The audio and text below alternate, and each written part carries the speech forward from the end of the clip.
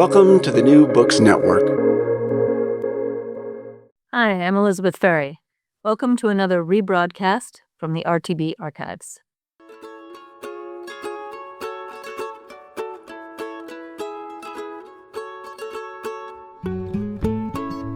From Brandeis University, welcome to Recall This Book, where we assemble scholars and writers from different disciplines to make sense of contemporary issues, problems, and events. I'm John Plotz, and our RTB virtual guest today is the poet and naturalist Elizabeth Bradfield, who's the author of several amazing books, including Toward Antarctica, Once Removed, Approaching Ice, interpretive work, and a recent collaborative work called Theorem. She's my colleague, my amazing colleague at Brandeis University in English and Creative Writing, and she's also founder and editor-in-chief of Broadsided Press. And for the past 20-some years, she has also worked as a naturalist and guide. So Liz, hello. And Hi. Hi. Thank you so much for doing this from your cozy Cape Cod, Erie. My pleasure. Thanks for inviting me.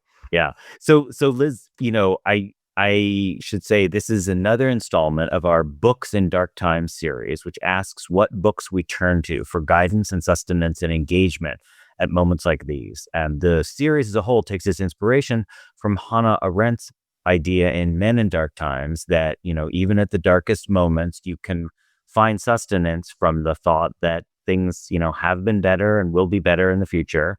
And just a reminder that the question we're asking you today, we're also asking our listeners as well. So we want you to think about what sustains and engages you, what pushes and prods you, and maybe, what makes you want to get out there and do things in the world again. So Liz, can I just start off with some of those general questions I started you with in advance? Like, what books give you comfort and why? Comfort or joy and why? Well, I find myself pretty scattered right now. So I love to dive into novels, but I don't have the mind for it right now. So I'm turning, not unsurprisingly, to poetry. I actually skipping through a bunch of different books. Different little things in the news are sending me to different books on my shelves. Evan Boland's death a couple days ago sent me back to look at all of her work, was just so phenomenal. And the resonance of a poem of hers like Quarantine in this moment, I mean, it's such a heartbreakingly beautiful poem. Can we say more? I'm so glad you mentioned her because I was just reading her obituary this morning and realizing even though I teach Irish literature, I don't know as much about her as I should. So can you tell us about Quarantine? Yeah, I mean, actually I have it. Yeah. I have it here. Amazing. Evan, she taught at Stanford for a long, long time. And so I was fortunate enough to be able to study with her when I was there. And she is the most passionate advocate for poetry's power and the most uncompromising critic and reader of poems. She's both incredibly generous and incredibly hard-eyed and always, always incredibly certain, which really baffles me as a person. But this poem of hers is from her book Against Love Poetry, and she introduces that. There's so many great videos of her online reading this poem and talking about it, but she talks about how she discovered the instance for this poem, which was by reading a text in which the story of a woman stepping out from her house and finding two people frozen to death huddled together nearby, and it made Evan come to this poem and to think about the devastating history of the famines in the late 1800s in Ireland. Quarantine. In the worst hour of the worst season of the worst year of a whole people, a man set out from the workhouse with his wife. He was walking. They were both walking north. She was sick with famine fever and could not keep up. He lifted her and put her on his back. He walked like that, west and north, until at nightfall, under freezing stars, they arrived. In the morning, they were both found dead, of cold, of hunger, of the toxins of a whole history. But her feet were held against his breastbone. The last heat of his flesh was his last gift to her. Let no love poem ever come to this threshold. There is no place here for the inexact praise and the easy graces and sensuality of the body. There is only time for this merciless inventory. Their death together in the winter of 1847, also what they suffered, how they lived, and what there is between a man and woman, and in which darkness it can best be proved. Wow. Liz, that's amazing. Almost broke down crying in the middle of reading that. Thank you. What does the word proved mean there in that final word? I've been baking a lot, so I think about proofing. And is it that sense? Being proved, tested, attested? Yeah, I mean, in the way that tested, I think, right? I mean, Yeah. if you were sick and starving and huddled together outside to have, to have the last act of your life. Yeah. Sorry, it's making me cry. No. It's Be an one of amazing such poem. generosity, to be one in which, in times of trouble, to have love be your final gesture. It's just, I think that's what she means. Yeah, that's incredible. When we talk about Irish literature, we talk a lot about the Troubles and how the Troubles is a word for one time in Ireland, but it could be a word for like many decades in Ireland. Like there's a lot of troubles there. Yeah, for Yeah. sure. I love the way Yvonne Boland, she brings together the personal details of lives, but she doesn't ignore the historic political context that Right. shaped them. And so there's bridging of, it's not quite confessional, although that's in some of her poems, but this awareness of how the personal is politicized, or how politics shapes the personal, and it's done in such a beautiful and natural way. It's not forced at all in her poems, but again and again she finds the right moment to turn that screw and let us really examine how these things work with each other, really. Do you know this woman, Maeve Binchy? I'm just reading Circle of Friends. Yeah, she's amazing. And she's such in a way, like, I say light, but not in the sense of lightweight. Like she's so enjoyable and kind of soap opera-y and engaged in a melodramatic set of plots. But you always know who's Protestant and who's Catholic, who comes from the great house, who comes from down the village. When there's a house that doesn't quite belong to the village or to the great house, you know who lives there and why their story is different. That sense of provincial possibility of locating people in relationship to one another very easily. Yeah, I think about just listening to that and thinking about it, that I think it's one of the things that I love about living where I do, living out here on the Cape in Truro, in Provincetown. And I feel like I'm able to map that much more acutely than I would be in a larger community. You know what I mean? The person who's checking out my groceries is also an amazing artist. And I know that, because the town is small, or who has summer home and how are they buying the influence for you know what I mean? All of those power dynamics and the services and disservices of a community feel really visible. Yeah. So Liz, are you a fan of any of these books that kind of poetry that like Winesburg, Ohio or something, or Spoon River anthology rather, like poems that just kind of like summon up a whole set of people and their relationship to one another? Yeah. I mean, I love a project book, a book of poems. That I always read books of poems start to finish, like as one would a novel. And I enjoy that unfolding. And I love a book that has a real focus, whether it's a community or, a set of obsessions or a historic figure. So I do. And I think what I like about things like Spoon River Anthology is that fractal view of a community. Yeah. Just having these flashes of people, and the gaps between those flashes being something that I get to map a little bit. That's left for me to fill in. I think that's part of what I enjoy about that type of collection too. Yeah. Wait, can you say more, Liz, about other project books? Because like I was thinking, you made me think of the Louise Gluck book about Persephone and Demeter, Aulus, is that what it's called? I can't. Yeah, so that doesn't sound like you're a fan of that, or that's not one that does it for you. But that book really worked for me as a project book. No, I think when I think of Louise Gluck, I always go to the Wild Iris. Wild Iris, yeah. Mm-hmm.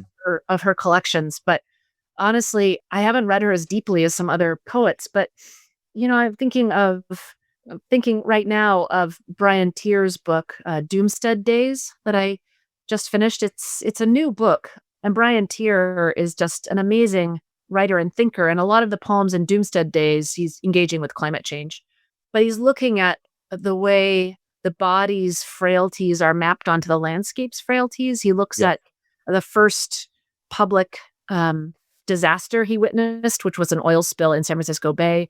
He talks about his own illness and the the pharmaceuticals in his body entering into the world, and just this mix of the permeability of the self and the world. And a lot of his poems are composed on these long walks. When we go through high school, we get taught about like the different forms of poetry, lyric poetry, epic poetry, dramatic poetry. Is that length point you're making, like, are all of the poems you're talking about, would you call them lyric? Or do you think there's a way in which the longer poem kicks into a different genre? Or, I guess I don't know if people even write epic poetry nowadays. But Well, sure. You think about Derek Walcott's Omeros. yeah, I was thinking about that. It's not just a project book, right? That is a poem. Yeah. The poem. And Merwin's The Folding Cliffs. I mean, that's amazing. Looking at early contact Hawaii and the devastation of leprosy on the island. The Folding Cliffs. Wow. Okay. Yeah. It's an amazing book. Yeah. But so those are deliberately epic, sort of book length poems, right?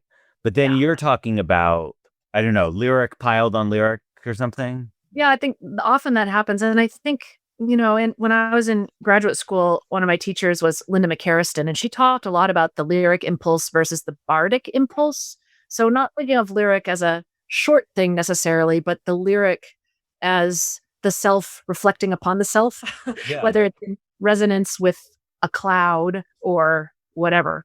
And the bardic being the self speaking outward, an Irish tradition, the poet speaking to power for the people, and the lyric being this moment of self-reflection. And I think there are many lyric poems in some of these book-length projects, like, say, Natasha Trethewey's book, Belloc's Ophelia, in which she looks at this photographer in New Orleans who, early days of photography, would go to the brothels in New Orleans, and particularly the brothels of mixed-race prostitutes, and document them. And so she brings a lyric perspective into those moments. And she gives one of the models that he photographed her own voice in those poems, this woman named Ophelia. So it's Belloc's Ophelia is the title. But overall, it becomes a bardic impulse, which I think is really interesting, because through these lyric moments, these moments of reflection, as they accumulate, you realize that they're engaging with how were these experiences shaped and what are the political realities for these figures as well. And so I think they're kind of doing both, Yeah. So let's to say more about the bardic, like, I feel like there's a distinction. Oh yeah. Isn't it Yeats's distinction? We make of a quarrel with others politics. We make of our quarrel with ourselves poetry. So you're actually this is a different from that Yeats distinction, right? Because you're saying there's a bardic impulse that is poetic, but is actually could be a quarrel with others. It doesn't have to be navel contemplation. One of the things I'm really turning to as a reader these days is not even narrative nonfiction, but field guides. Like, field guides. Yeah. The Guide to the Nests, Eggs, and Nestlings of North American Birds. I could read all day long, To say more about that, like, what does it do for you? Is it a substitute? Does it put you out there? Does it? Well, it gives me this little satisfying bump of feeling that I'm learning something, which is fun, instead of just sitting around.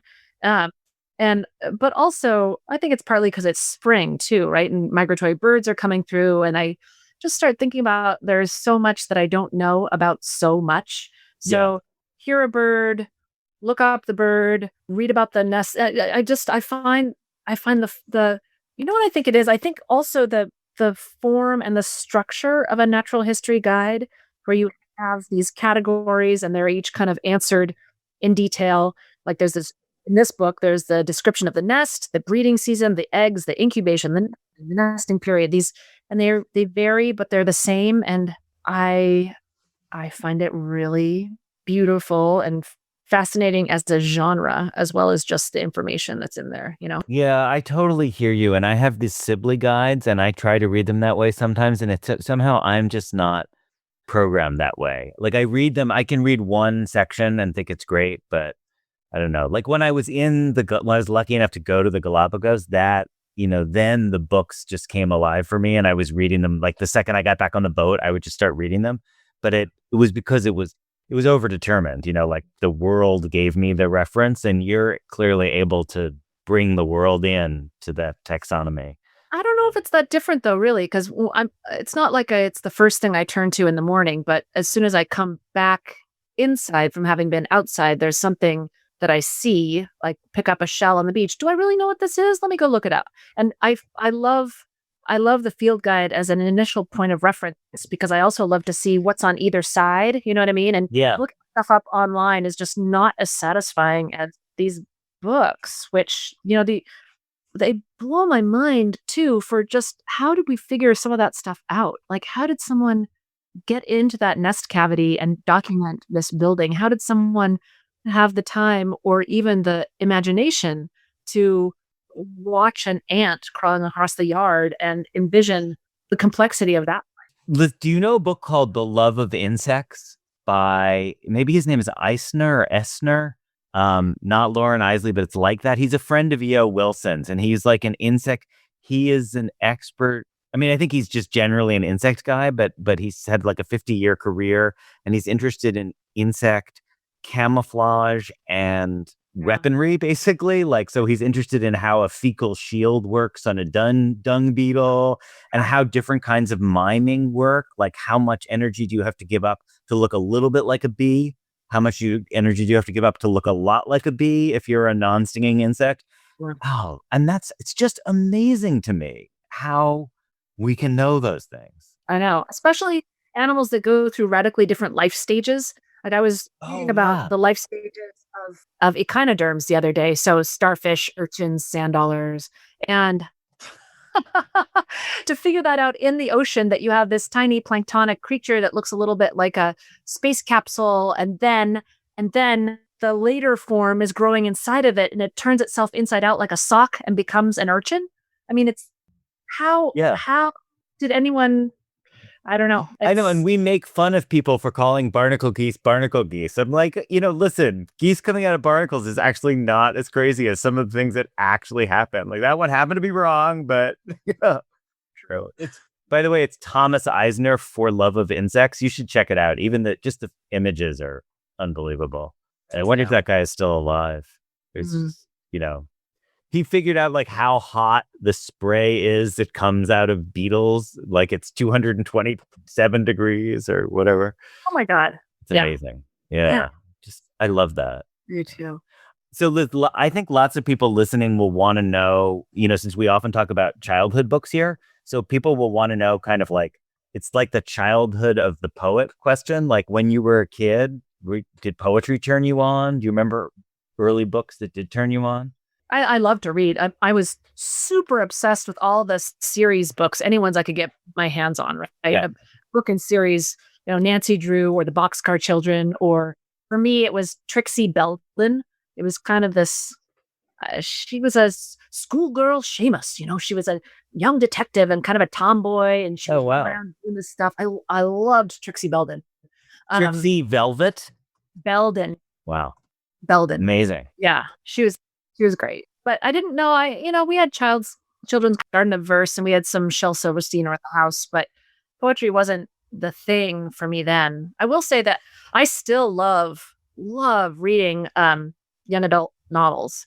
I actually just read that's a book that I still can fall into in these moments. A friend um who is a bit younger than me and who grew up in Austria, we were talking about books, and she asked if I had ever read The Giver.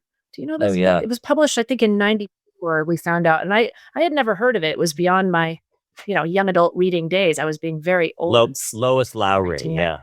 Yeah. I just read that last week. And that was the kind of book that on a rainy day just put me on the couch and don't talk to me. You could fall into. And I love So it. what was your aha moment with poetry? Like, did it come in formal education or did it come just like out in the world? Like what poetry like lit a rocket under you? Well, I mean, I think there's a double-pronged answer, Like when I was young and in school, we get these assignments like, "Oh, you could do a haiku instead or write a poem from the perspective of this historic character." I was like, "That sounds easy. I'll do that." And Poetry, the easy way out. It's like- and I would get praise for it, so that made me feel good. So it's like, "Oh, let me do some more." But I didn't really feel it as a driving passion then, not until really high school when there were a lot of feelings that needed dealing with. And poetry for me felt like the place that gave me permission to have big dramatic feelings. And then it became really a lifeline. But, but I don't think I really seriously considered trying to always write or be a poet in any way, shape, or form until I took a workshop in college as a freshman and we had to revise. And all of a sudden, the logic side of my brain that likes puzzles and that likes order and surprise met the emotional part of my brain likes beauty and soporificness. And that playing that felt, the video game of the time was Tetris, which I also love. Just Oh my God, I love Tetris. Yeah. so fun. And that's what revision of poetry started to feel like all those little pieces just coming together and building something. And I was hooked. Yeah. Wow. So is there a poet who stood for that for you? Like you were reading a poem by Elizabeth Bishop and you saw, oh, this is how it's done, or you saw a revision, nothing like that. Okay. No, I mean, I think it was being forced to do it to my own poems. Yeah. And even just seeing in a workshop, the teacher, she was a graduate student at the time, Shelley Withrow. She had the best accent. And being it and having her re-envision a poem, Yeah. it felt like a superpower to me. Like, oh, what if you put the end at the beginning? I was like, oh my God, you just blew my mind. You can do that? Wow. That's great. Do you ever translate, Liz? No. I was just wondering in the puzzle side of things, it sounds like that might be appealing, but yeah. Unfortunately, I mean, I have rough Spanish and rough Italian, but I don't have a depth of knowledge of another language. And yeah, I think that energy, that puzzle solving energy in relation to poetry is maybe more what I put into broadsided and pairing the literary and visual and Yeah. design in mind too. Yeah. So Liz, maybe like a final question. I love the way you talked about reading a sort of a whole book. So is there a book you want to leave us with? We sometimes call this the recallable book, which is basically like a book that, if this conversation got you thinking, what's the book you would pull off the shelf? You've actually given us a ton of different things, but, I wondered if there's one book, that hasn't come up that you wanted to go to bat for. Yeah, I mean, it's so hard to pick one. There's so many books I think are amazing, but a recent discovery for me, a friend of mine, a former student actually, she recommended that I read one book by this author and I did, and it was amazing. And then I got another by Leanne Simpson. And this book of hers, This Accident of Being Lost. And she is a First Nations writer from the greater Toronto area. But I think what I love about this book, and she's a little bit punk rock. She's got a lot of attitude and swagger, and she also has a lot of self-questioning, and she's bringing in ideas of indigeneity and relationships. And there's so much complicated negotiation with lovers and friends and political moments and contemporary life. And how do you honestly live contemporary life with an awareness of genocide? And I really have been loving her work. Hey, Liz, can I put you on the spot? You don't have to do this if you don't want to, but can you read my my favorite poem by you, and I know because I know it so well, is We All Want to See a Mammal. Is there a chance you could read that? You don't have to if you don't want to. I could read it. I could almost recite it, but I can't quite. Let me find it. All right. We all want to see a mammal. Squirrels and snowshoe hares don't count. Voles don't count. Something preferably that could do us harm. There's a long list. Bear, moose, wolf, wolverine. Even porcupine would do. The quills, the yellowed teeth and long claws. Beautiful here. Peaks and avens, meltwater running its braided course. But we want to see a mammal. Our day, our lives incomplete without a mammal. The gaze of something unafraid that we're afraid of, meeting ours before it runs off. Linnaeus was called indecent when he named them. Plenty of other commonalities: hair, live young, a proclivity to plot. But no, mammal, breasted and nippled and warm, warm, warm. Thank you, Liz. That was great. Wow. I love the tone you read that in. I never really realized quite how sardonic it starts out, You're like, It's one of a series of what I call my cranky naturalist poems. yeah. I like it because I feel like you're channeling those folks up at the side of the boat with their glasses, but you're kind of mocking them at the same time. That's like, Oh, and I am one at the and same you are time. one of them, right? Yeah. Yeah. Yeah. Yeah. I want to see a mammal. I catch myself doing that stuff all the time. Like, this walk is boring. If only I could. Yeah, I know. No, you really capture it. Well, Liz, thank you so much. So I'm just going to read the credits now and say that Recall This Book is hosted by John Plotz and usually by Elizabeth Ferry, with music by Eric Chaslow and Barbara Cassidy. Sound editing is by Claire Ogden, website design and social media by Kaliska Ross. And as you know, dear listeners, we do always want to hear from you with comments, criticism, suggestion for future episodes, and also with your own books in dark times. You can email us directly. You can tweet out at #BooksInDarkTimes or contact us via social media and our website. Finally, if you enjoyed today's show, please, I'm begging you here, be sure to write a review or rate us on iTunes or Stitcher or wherever you get your podcast. You might want to check out other Books in Dark Time conversations and also conversations with such writers as Zadie Smith, Shishin Liu, and Samuel Delaney. So, Liz, thank you so much. I really appreciate it. Thank you for inviting me. This was fun. And thank you all for listening.